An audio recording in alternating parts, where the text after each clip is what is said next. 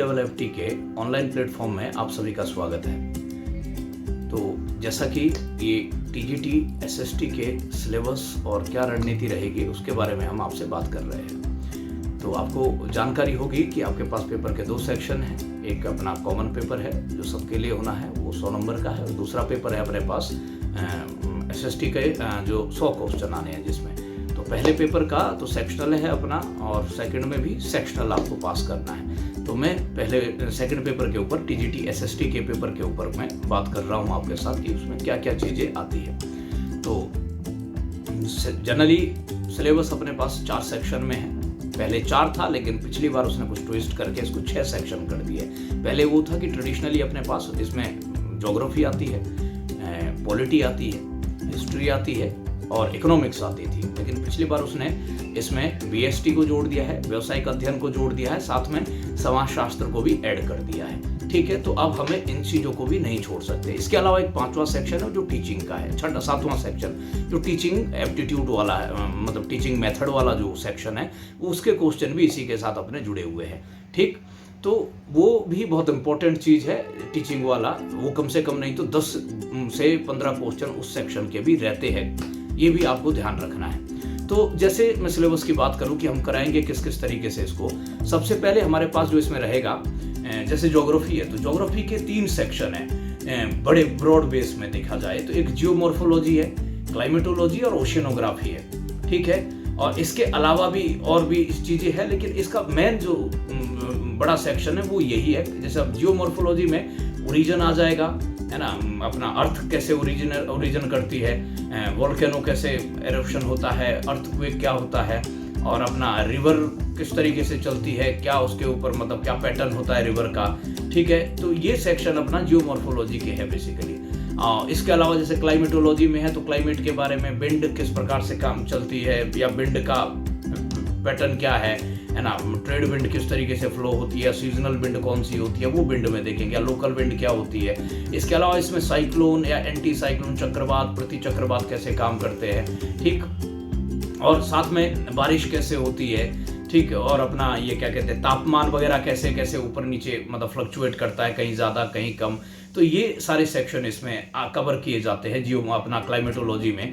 ठीक है, और उसके अलावा जो जियोमॉर्फोलॉजी अपना एक ओशियनोग्राफी है, ओशियनोग्राफी के अंदर जैसा ओशन का सी फ्लोर कैसे होता है, ओशन में करंट किस प्रकार से फ्लो करता है, या ओशनिक टेम्परेचर कैसे कैसे होता है ना, इसमें अपना ये जो टाइड्स के बारे में, सुनामी, तो ये सारी इस प्रकार के जो सेक्शन हैं हम ओशियनोग्राफी में कवर करते हैं। इसके अलावा अपना एक जो जिसको खगोल शास्त्र कहते हैं, अपना जो सोलर सिस्टम है वो भी हमको साथ में पढ़ना है। ज्योग्राफी में फिर इसके अलावा जो इंडस्ट्रियल की बात करेंगे, इंडस्ट्रिया जैसे उद्योग वगैरह कहाँ कहाँ पर है भाई, कौन कौन से कोल इंडस्ट्री, पेट्रोलियम इंडस्ट्री, है ना, और एग्रीकल्चर इसमें साथ में आ जाता है कि वो कौन कौन से क्षेत्र में ये कृषि कार्य किए जाते हैं, वो भी हम बेसिकली इसी के अंतर्गत पढ़ेंगे। और साथ में ह्यूमन ज्योग्राफी है, मतलब मानव ज्योग्राफी में बेसिकली जनसंख्या वाला सेक्शन पढ़ेंगे कि किस प्रकार का अपना डायग्राम वगैरह बनता है, या किस प्रकार का चार्ट बनता है कि जहाँ पॉपुलेशन पिरामिड वगैरह जो देखे जाते हैं। तो वो सारी चीज़ें ज्योग्राफी के सेक्शन में रहेगी। अब इसके अलावा इसमें थोड़ा इंडियन ज्योग्राफी हम साथ में ज़रूर देखेंगे।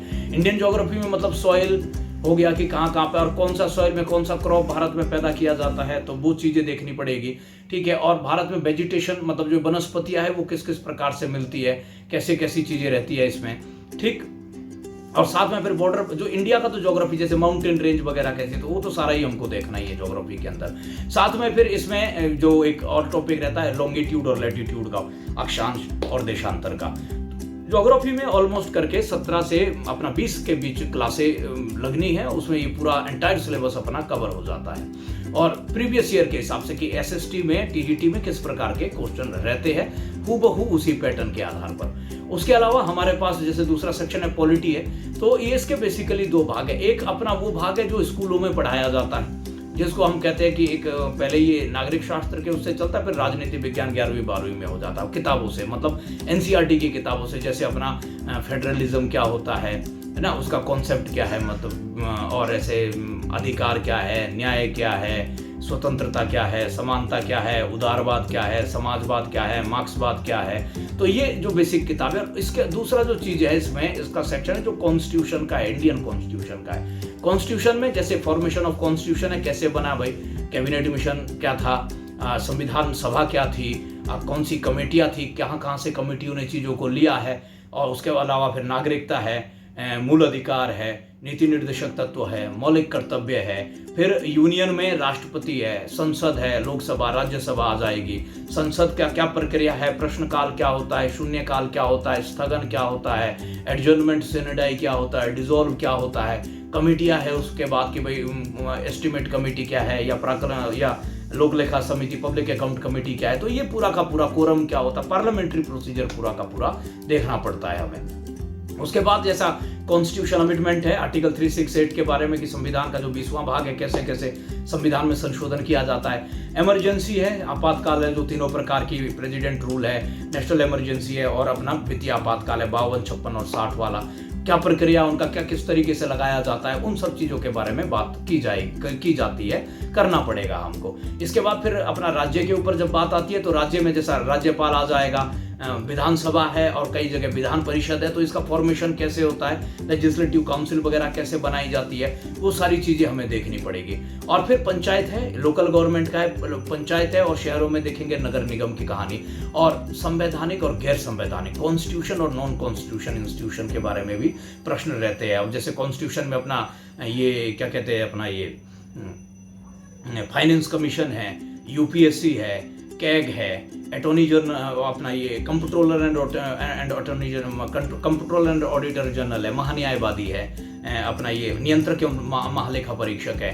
गैर संवैधानिक में जैसे नीति आयोग है, राष्ट्रीय विकास परिषद है, अपना ये सीबीसी है, सेंट्रल विजिलेंस कमीशन है, सेंट्रल इंफॉर्मेशन कमीशन है। तो ये सारी चीज़ें हमें देखनी है। तो पॉलिटी के सिलेबस को कवर करने में आपको करीबन 15 से 20 क्लासों का समय लगता है इस सिलेबस को पूरा बहुत अच्छे तरीके से तैयार करने में। बस मैं जो ये कह रहा हूँ कितना समय लगता है, ये नहीं कि हमारे पढ़ाने से, ये आपका एफर्ट भी उतना ही रहना है। अब क्योंकि अंततः पेपर जो हम पढ़ाएंगे उसके अलावा पेपर तब तक पास नहीं होगा कि जब तक आप वो करेंगे नहीं, क्योंकि पेपर देने तो आपको जाना है, हमको जाना होता तो हम तो पास हो ही जाते। तो ये अंततः पास तभी होंगे जब आप खुद भी पढ़ेंगे, आप एक बढ़िया प्रॉपर गाइडेंस में पढ़ेंगे तो रिजल्ट तभी निकलेगा। ये आप पहले माइंड में कर लीजिएगा। उसके बाद अपना हिस्ट्री है। अब हिस्ट्री थोड़ा बड़ा है, 3 सेक्शन है, एंशिएंट है, मिडिवल है, मॉडर्न है। तो इसमें रणनीति, अगर आप प्रीवियस ईयर के पेपर आपने देखे होंगे तो आपको ये पता लग गया होगा कि ज्यादा जो सेक्शन रहता है या तो एंशिएंट का रहता है और या रहता है अपना मॉडर्न इंडिया का। मिडिवल बहुत लीस्ट प्रायोरिटी में आप इसको रख सकते हैं, ठीक। एंशिएंट में भी कुछ टॉपिक है जो बहुत इंपॉर्टेंट है, जैसे इंडस वैली सिविलाइजेशन, हड़प्पा सभ्यता जिसको आप कहते हैं, सिंधु घाटी सभ्यता, ठीक है।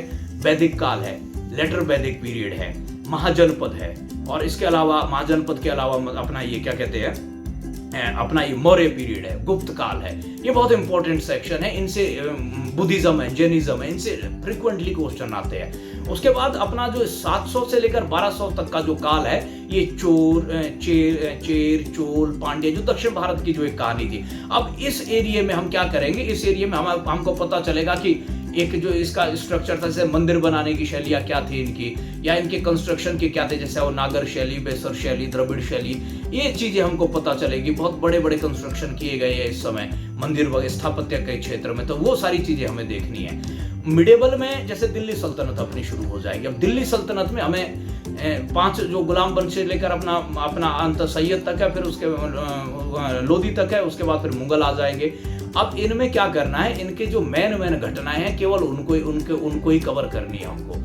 उसके अलावा जो इन्होंने कुछ कंस्ट्रक्शन किया होगा, कुछ कर लगाए, जैसे जजिया था, खम्स था, तो ये कैसे लगाए जाते थे, किन किन लोगों ने लगाए हैं, क्या इसकी लगाने के तरीके थे। फिर मुगलों के कुछ बड़ी बड़ी युद्ध हुए, जैसे पानीपत का है, हल्दी घाटी का, ये जो बैटल हुई है बड़ी बड़ी, इनको कवर करना है, ये पूरा मिडिल। साथ में जब उत्तर भारत में दिल्ली सल्तनत चल रहा था तो दक्षिण भारत में 2 बड़े राज्य थे। एक तो विजयनगर जो हिंदू साम्राज्य कृष्णदेव राय के ऊपर से प्रश्न आता, दूसरा बहमनी मुस्लिम साम्राज्य ही था लेकिन बहमनी वाला, उसके ऊपर से भी क्वेश्चन रहते, तो ये भी हमें देखना है। आधुनिक भारत बहुत इंपॉर्टेंट सेक्शन है। ये अपना अंग्रेज जब भारत आते हैं, बल्कि अंग्रेज से पहले पुर्तगाली, अंग्रेज, डच और फ्रांसीसी किस प्रकार से आए हैं, और फिर अंग्रेजों ने किस प्रकार से पहले ये यूरोपीय पावरों को हराया। इनको हराने के बाद 1918 जब अपना क्या कहते हैं 1760 में बांडीवाशा के युद्ध के बाद जब वो उसने फ्रांसीसियों को हरा दिया, उसके बाद भारत के राजाओं को किस प्रकार से हराकर वो जो बैटल ऑफ बक्सर होता है 1764 में, उसके बाद किस प्रकार से उसने पूरे को भारत में मिला दिया है। पूरे भारत को अंग्रेजों ने एक तरीके से भारत के ऊपर कब्जा कर लिया है। और फिर कुछ राजनीतिक संवैधानिक कॉन्स्टिट्यूशनल डेवलपमेंट हुआ है, कुछ एक्ट बने हैं, वो चार्टर एक्ट भी देखेंगे।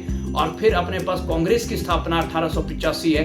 कांग्रेस से पूर्व जो कुछ राजनीतिक संगठन बने थे थोड़े से, जैसे पूना सार्वजनिक सभा, मद्रास महाजन सभा, तो इनके बारे में भी देखना पड़ेगा हमें। इसके अलावा हमारे पास जो आगे पढ़ेंगे 1905 आ जाएगा। 1905 में जो किस प्रकार से अपना बंगाल का विभाजन होता है और उसके विरोध में वो स्वदेशी आंदोलन चलता है। मुस्लिम लीग की स्थापना हो जाती है। 1909 का पार्लियामेंटरी रिफॉर्म आता है। फिर 1911 का दिल्ली दरबार हो जाएगा। गांधी जी 15 में भारत आ जाएंगे 1915 में, ठीक है। और 19 और फिर फर्स्ट वर्ल्ड वॉर शुरू हो जाता है। फिर एक होम रूल आंदोलन आ जाएगा 16 के करीब, अपना ये इसी दौरान होम रूल आंदोलन शुरू कर देंगे तिलक और एनी बेसेंट। फिर रॉलेट एक्ट की व्यवस्था, रॉलेट एक्ट के बारे में आंदोलन होता है, रॉलेट एक्ट आता है। और 1919 का एक्ट आता है। और फिर 1920 के करीब 21 में अपना असहयोग आंदोलन, नॉन कोऑपरेशन मूवमेंट शुरू होता है। फिर अपना उसके बाद की जो कहानी है बारदोली है, साइमन कमीशन है। फिर 1930 में अपना सिविल डिसोबीडियंट है। उसके बाद राउंड टेबल कॉन्फ्रेंस है, अपना पूना पैक्ट है। 1935 का जो अपना एक्ट है। और उसके बाद जो प्रांतीय चुनाव होता है 1940 में। फिर 39 में सेकेंड वर्ल्ड वॉर है। और 40 में अपना अगस्त प्रपोजल है। 42 में भारत छोड़ो आंदोलन है। तो ये बड़ी बड़ी जो घटनाएं जो मैंने आपको कवर अभी मतलब ऊपर से बता रहा हूँ, मतलब इनको हम, ये घटनाएं हमें बहुत गहराई से देखनी है। अब इसके लिए सोर्स नई जो एनसीईआरटी है भैया, उसको पढ़ के काम नहीं हो सकता आपका, क्योंकि उसमें इस प्रकार की चीजें है नहीं दी हुई। तो इसमें या तो आपको किसी के मार्गदर्शन की आवश्यकता है, या फिर आपके पास ओल्ड एनसीईआरटी की किताबें हो तो वो आपका वहां से वो व्यवस्था हो सकती है। ठीक, अब है बात अपना ये क्या कहते हैं इकोनॉमिक्स की। तो इकोनॉमिक्स की जहां तक बात है, इसमें जैसा बहुत सेलेक्टिव काम करना, बजट हो गया, बैंकिंग हो गया, बैलेंस ऑफ पेमेंट हो गया, प्रतियोगिता हो गई, मतलब प्रतियोगी बाजार हो गया, मोनोपोली हो गई, और अपना ये नेशनल इनकम हो गई, इन चीज़ों के ऊपर हमको बहुत ध्यान देना है। बेरोजगारी हो गई, ये कुछ मेन चीज़ें हमें बहुत इंपॉर्टेंट तरीके से पढ़नी है, बहुत प्रियोरिटी के साथ पढ़नी है।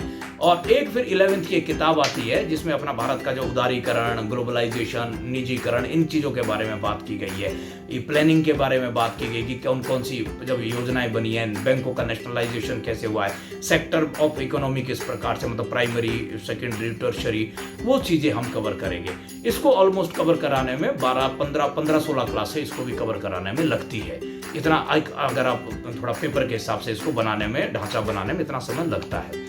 ये ट्रेडिशनल थे, लेकिन पिछली बार थोड़ा वो आपके जज्बातों से खेल गया था एग्जामिनर। उसने बीएसटी और अपना सोशियोलॉजी के क्वेश्चन पूछ लिया। अब सोशियोलॉजी से समाज क्या होता है, धर्म क्या होता है, जाति क्या होती है, ठीक है, सामाजिकरण क्या होता है, इन सेक्शनों से प्रश्न पूछे गए हैं। ठीक है, और अपना जैसे बीएसटी में प्रबंधन से, मैनेजमेंट से प्रश्न पूछा है, लीडरशिप से प्रश्न पूछा है, ठीक है, और अपना ये ऑर्गेनाइजेशन से प्रश्न पूछा है, संगठन कैसे बनता है। तो इन सेक्शनों से भी प्रश्न रहते हैं, तो हम इन्हें नहीं छोड़ सकते। अब हमको ये भी करना है, मतलब 4 सेक्शन तो थे ही थे, लेकिन 2 और है। इसके अलावा मैंने टीचिंग का आपको पहले ही बोला है, 12 से 15, 10 क्वेश्चन तो आप मान के चलिए टीचिंग के रहने ही रहने हैं अपने पास।